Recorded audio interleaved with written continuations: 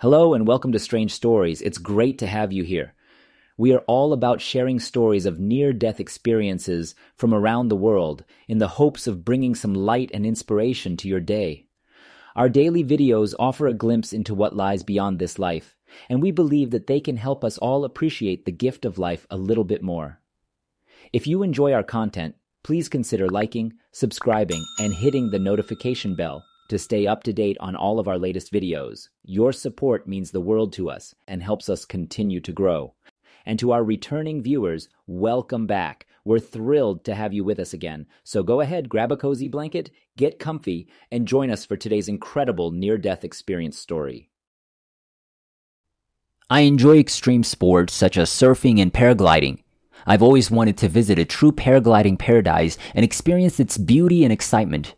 In 2016, my dream came true when I arrived in Nepal. I was looking forward to this trip because the country is known for its beautiful paragliding terrain. Nepal has spectacular natural landscapes and some of the world's highest mountains.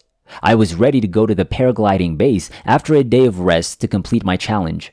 We took a bus the next morning to the paragliding base in the mountains. In the car, I met a few friends who share my passion for extreme sports, and we shared our experiences and lessons learned.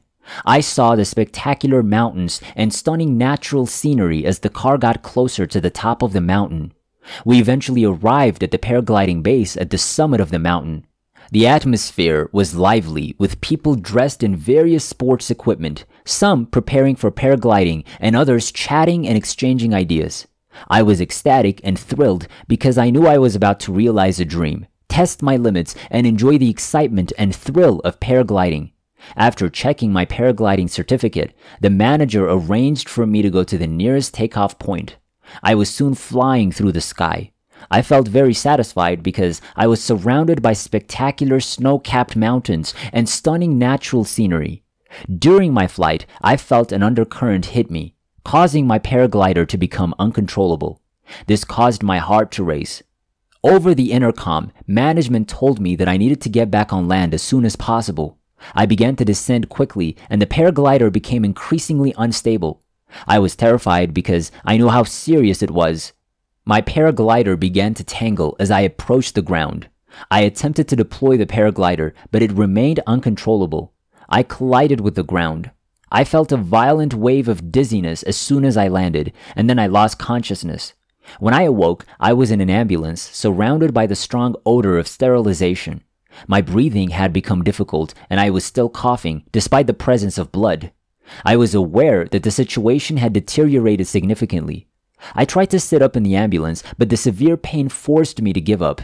I became scared and wondered how serious my injuries were. The paramedics continued to question me about my condition, but I could only barely respond. My head was spinning, and I began to lose consciousness once more. It felt like I was floating in the middle of nowhere. I noticed my own body. I was lying in the ambulance, its body trembling violently as if under great strain. I felt as if I were leaving the world and gradually lost my sense of reality. I sensed an invisible force attempting to extract my soul from my body. My mind became unusually clear during the process, as if I possessed intelligence beyond human comprehension.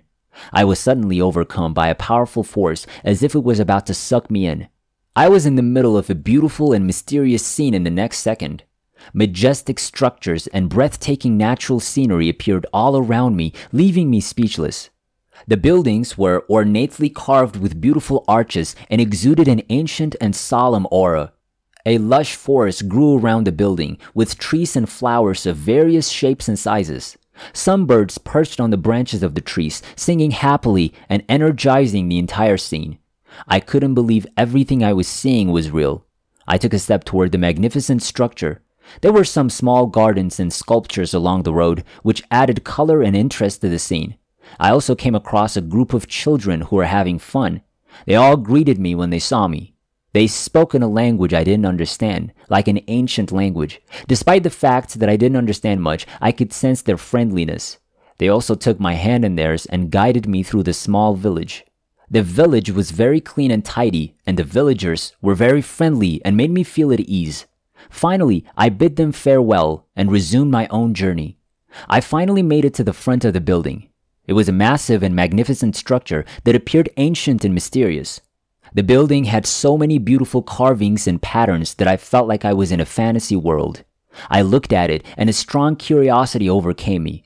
I was curious about what it was like on the inside. In front of me appeared an elderly man dressed in ancient garb. He greeted me with a friendly smile and asked if I needed assistance. I was taken aback because I'd never met this elderly gentleman. In any case, I politely responded to his question. The old man informed me that the structure was a library. There were a lot of strange books inside. He invited me to accompany him to the library. When I walked into this library, I was astounded by what I saw. I couldn't keep track of how many books were inside. The books were neatly arranged on massive bookcases. There were a lot of people here, most of whom were reading or researching. They were all dressed in vintage attire, which fit the atmosphere perfectly. Some students were studying quietly at their tables. Others were exchanging findings or sharing their book reading experiences. "Can I read the books?" I asked the old man next to me. The old man replied, "Of course you can." I then inquired about the content of these books. The old man paused for a moment before explaining that each book represented a person's life. Some people's lives are filled with adventure and excitement, and the book about them reads like an adventure novel. Some people are passionate about food, and their books are more akin to a food guide. Others live ordinary lives, and their books are more akin to a dull novel. My curiosity grew as I listened to the old man's explanation. As I approached the bookshelf, a large book caught my eye. The book was about a single mother's life journey.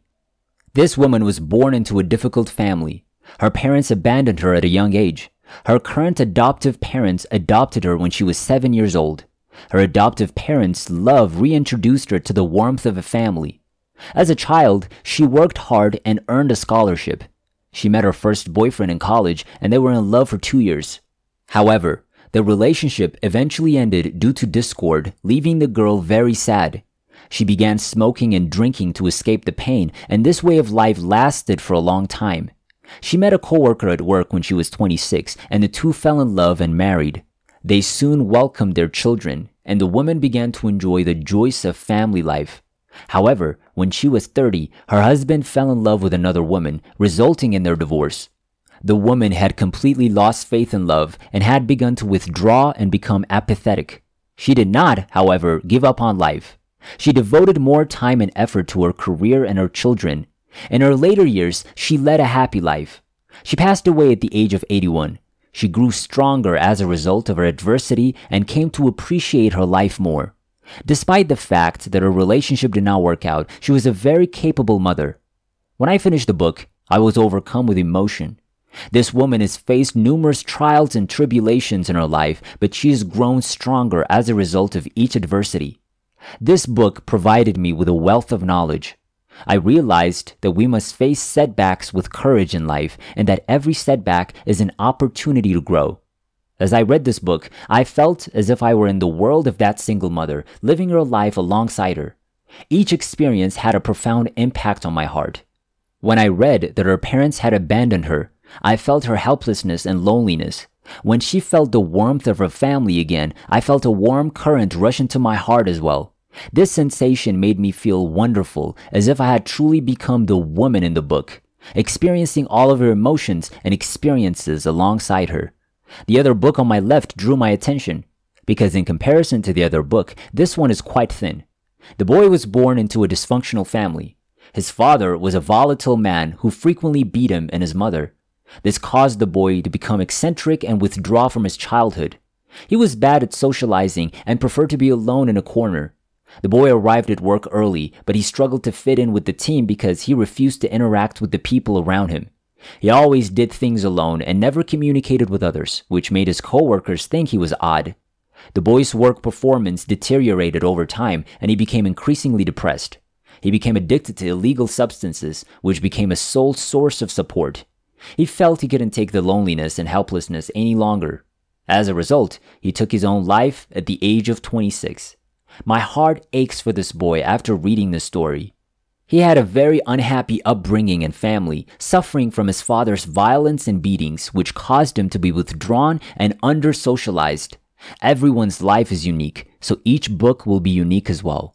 This book will be kept in the library of heaven for all to read and study. What is in these books is entirely dependent on each individual's experience and choices. We should be brave enough to do what we want and not live with regrets. There are numerous things in this world worth exploring and experiencing. We might miss out on a lot of wonderful things if we don't try. Let us treasure every chance to make our lives more interesting and fulfilling. I was lying in a hospital bed when I opened my eyes again. This experience also completely altered my life. I realized that the most important things in life are not wealth, status, or celebrity. Rather, it is the things that truly make people happy and warm. These are the things we should prioritize. I know what I want to do, where I want to go, and how I want to become a more life-loving person.